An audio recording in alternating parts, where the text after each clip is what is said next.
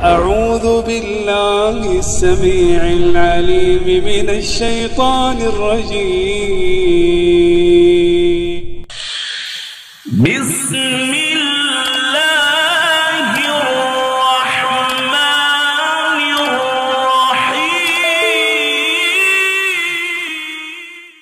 السلام عليكم ورحمة الله وبركاته.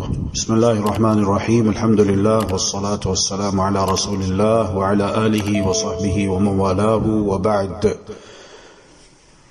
احباب گرامی قدر، جی محترم ناظرین و سامعین، آپ نے سماعت فرمایا کہ موصوف یہ دعویٰ کر رہے ہیں کہ مرنے کے بعد روحیں دنیا میں واپس آتی ہیں، رجب کے مہینے میں آتی ہیں، عید کے دن آتی ہیں.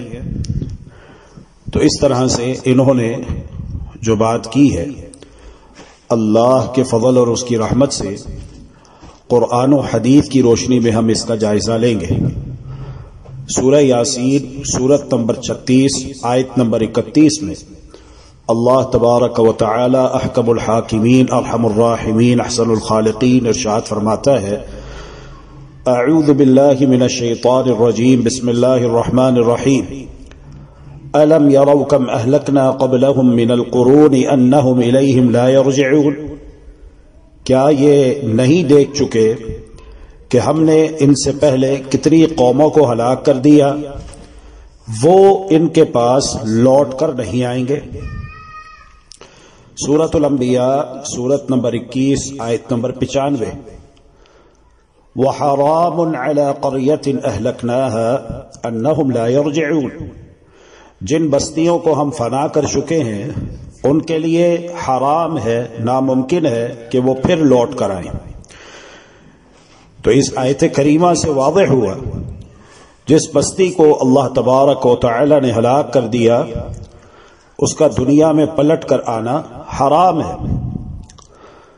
سورہ فاطر سورت نمبر 35 آیت نمبر 19، 20، 21 اور 22 نہایت خوبصورت انداز میں اللہ تبارک و تعالی نے ارشاد فرمایا ہے: اعوذ باللہ من الشیطان الرجیم، بسم اللہ الرحمن الرحیم. وما يستوي الأعمى والبصير ولا الظلمات ولا النور ولا الظل ولا الحرور وما يستوي الأحياء ولا الأموات إن الله يسمع من يشاء وما أنت بمسمع من في القبور. اندھا اور دیکھنے والا برابر نہیں، اندھیرا اور روشنی برابر نہیں، سایہ اور دھوپ برابر نہیں. تو اب مان لو جس طرح اندھا اور دیکھنے والا برابر نہیں، اندھیرا اور روشنی برابر نہیں، سایہ اور دھوپ برابر نہیں. وما يستوي الاحیاء ولا الاموات، زندہ اور مردہ برابر نہیں. ان اللہ يسمع من يشاء، اللہ جس کو چاہے سنائے. وما انت بمسمع من في القبور، اے پیارے پیغمبر قبروں والوں کو آپ نہیں سنا سکتے. اسی طرح ہدایہ جلد 4 صفحہ 314 پر ہے کہ مردے نہیں سنتے. اور امام ابو حنیفہ رحمۃ اللہ علیہ اور ان کے اصحاب اور سب مشائخ کے نزدیک بالاتفاق کسی کو قدرت رہی کہ اپنی آواز میت کو سنا دے، لیکن جب اللہ چاہے تو مردہ سنتا ہے. دیکھیے ہدایہ جلد اول صفحہ 922 سے لے کر 925 تک. اب خاص امام ابو حنیفہ رحمۃ اللہ علیہ کا ایک واقعہ سماعت فرمائیے جس کو شاہ محمد اسحاق دہلوی رحمۃ اللہ علیہ کے ایک شاگرد رشید مولانا محمد بشیر الدین قنوجی متوفہ 1296 ہجری نے فقہ کی ایک کتاب غرائب فی تحقیق المذاہب کے حوالے سے لکھا ہے. امام ابو حنیفہ رحمۃ اللہ علیہ نے ایک شخص کو دیکھا کہ وہ کچھ لوگوں کی قبروں کے پاس آ کر ان سے کہہ رہا تھا: اے قبر والو، کیا تمہیں خبر بھی ہے اور کیا تمہارے پاس کچھ اثر بھی ہے؟ میں تمہارے پاس کئی مہینوں سے آ رہا ہوں اور تمہیں پکار رہا ہوں. تم سے میرا سوال بجز دعا کرانے کے اور کچھ نہیں.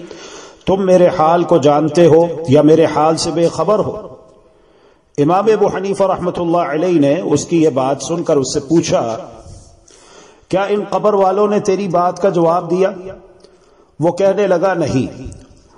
تو فرمایا تجھ پر پھٹکار ہو، تیرے ہاتھ خاک آلودہ ہوں، تو ایسے مردہ جسموں سے بات کرتا ہے جو نہ جواب دینے کی طاقت رکھتے ہیں، نہ کسی چیز کا اختیار رکھتے ہیں، اور نہ کسی کی آواز فریاد سن سکتے ہیں۔ پھر امام ابو حنیفہ رحمۃ اللہ علیہ نے یہی آیت پڑھی، وما انت بمسمع من فی القبور، سورہ فاطر سورت نمبر 35 آیت نمبر 22۔ اے پیارے پیغمبر، آپ ان کو نہیں سنا سکتے جو قبروں میں ہیں۔ تو رسول اللہ صلی اللہ علیہ وآلہ وسلم کو فوت ہونے کے بعد معلوم نہیں کہ ان کی امت کیا کر رہی ہے، تو پھر اور بزرگوں کا تو کیا ذکر۔ تو سماع موتا کا عقیدہ قرآن کے خلاف ہے، مردے کسی کی بات نہیں سن سکتے۔ البتہ اس سے دو صورتیں مستثنا ہوں گی، جہاں سماعت کی صراحت نص سے ثابت ہے۔ حدیث میں آتا ہے کہ جب مردے کو دفنا کر واپس جاتے ہیں تو وہ ان کے جوتوں کی آہٹ سنتا ہے۔ اسی طرح جنگ بدر کے مقتولین جن کو رسول اللہ صلی اللہ علیہ وسلم کی آواز معجزانہ طور پر اللہ تبارک و تعالی نے سنوا دی۔ تو ان دو احادیث کے علاوہ سماع موتا کی جتنی بھی احادیث ہیں وہ انتہائی ضعیف ہیں، بلکہ موضوع ہیں، اور قرآن اور صحیح احادیث کے خلاف ہیں۔ اسی طرح سیدنا جابر بن عبداللہ انصاری رضی اللہ تعالی عنہ کہتے ہیں کہ جب میرے والد گرامی جناب عبداللہ شہید ہو گئے تو میں بہت پریشان ہوا، کیونکہ انہوں نے اپنے پیچھے بہت سارا قرضہ چھوڑا اور اولاد چھوڑی، تو میں پریشان تھا کہ میں ان کا قرض کیسے چکاؤں گا، کیسے ادا کروں گا۔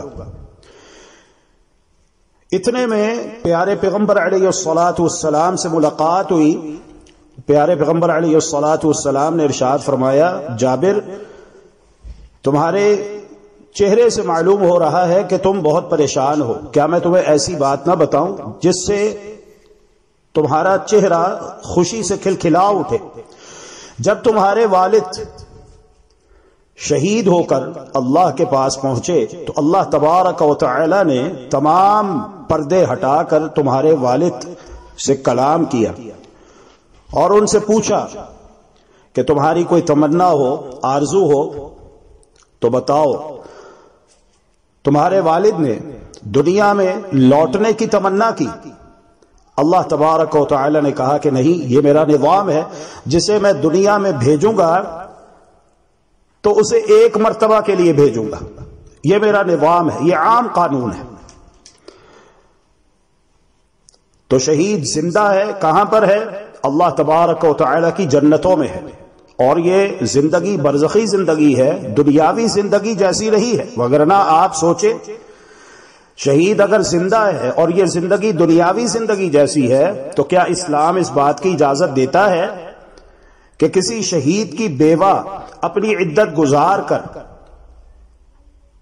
کسی اور مرد سے نکاح کر لے، حالانکہ اس کا مرد حیات ہو، زندہ ہو، دنیا میں موجود ہو؟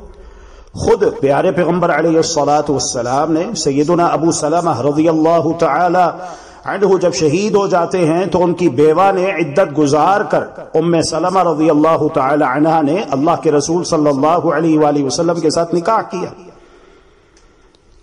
تو معلوم ہوا کہ یہ زندگی برزخی زندگی ہے، اس کی پوری کیفیت اللہ تبارک و تعالی زیادہ بہتر جانتا ہے۔ پھر آپ دیکھیں کہ قبر، اللہ اکبر، دو باتوں میں سے ایک بات ہے، یا تو جنت کے باغوں میں سے ایک باغ ہے، اور جس کی قبر کو جنت کے باغوں میں سے باغ بنا دیا جائے، حدیث مبارکہ میں ہے، اسے کہا جاتا ہے نوم کا نومت العروس، سو جاؤ جس طرح نئی نویلی دلہن سوتی۔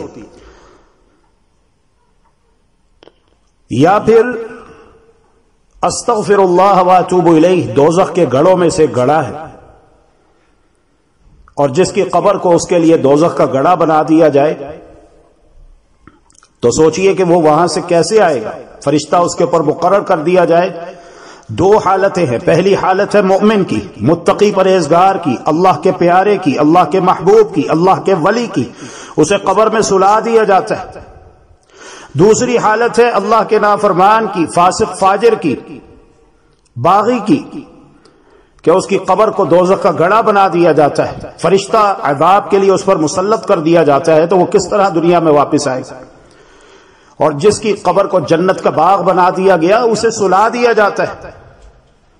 دنیا میں انسان اگر سو جائے تو اسے اپنے ارد گرد کی خبر نہیں رہتی، کون آیا کون گیا کیا گفتگو ہوئی، حتیٰ کہ سوئے ہوئے انسان کے منہ میں دیسی گھی کی سیویاں ہی کیوں نہ ڈالی جائیں تو وہ نہیں کھائے گا، اور جب وہ نیند سے بیدار ہو تو اسے کہیے آپ نے دیسی گھی کی سیویاں کیوں نہیں کھائیں، وہ کہے گا کب، معنی اسے گہری نیند آئی تو خبر نہیں۔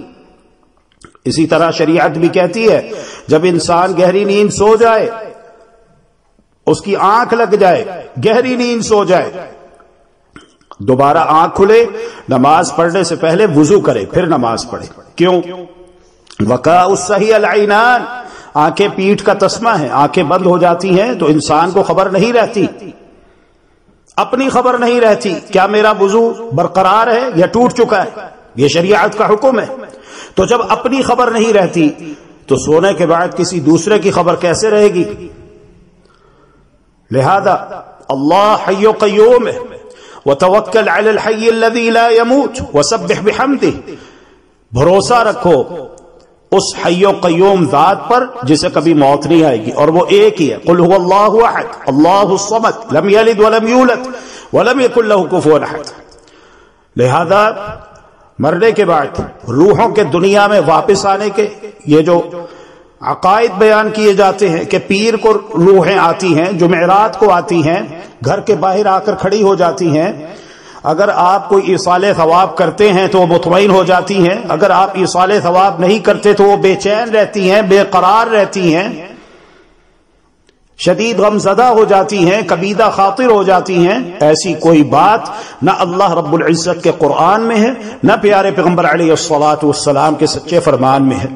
اللہ تبارک و تعالی ہم سب کو توحید و سنت کا بیش بہا قیمتی خزانہ قرآن و حدیث کی روشنی میں سلف صالحین کے فہم کے مطابق نصیب فرمائے، اور ہر قسم کے کفریہ شرکیہ عقائد سے، فاسد افکار و نظریات سے، بدعات خرافات سے، جاہلانہ رسومات سے ہم سب کو محفوظ و مامون فرمائے۔